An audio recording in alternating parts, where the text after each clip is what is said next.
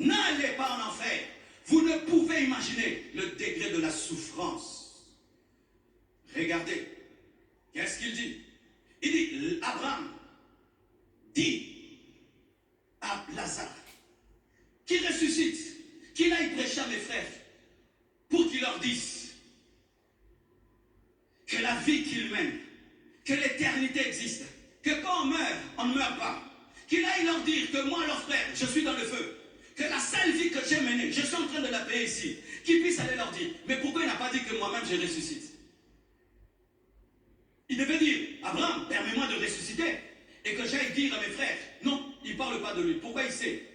Sa conscience lui a dit que tes carottes sont cuites.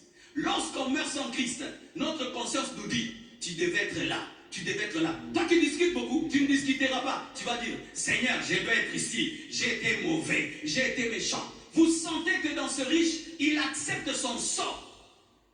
Il sait qu'il ne peut plus rentrer. Il demande que quelqu'un d'autre rentre. Mais il devait demander lui-même. Il ne demande pas. Parce que sa conscience lui dit, tu dois rester là.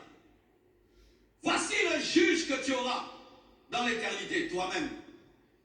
Ta propre conscience te parlera et te dira, mais toi tu es allé à l'église, est-ce que tu pratiquais la parole? Ah, reste ici.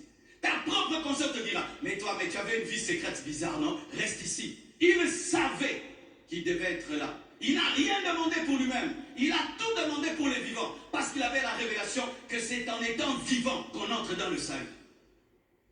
Lorsque tu mourras sans Christ, tu auras la révélation des choses que tu as méprisées pendant que tu vivais. Il a compris les choses qu'il devait comprendre pendant qu'il était vivant. Frère, pendant que vous êtes vivant, soyez sérieux, soyez sérieux, soyez sérieux.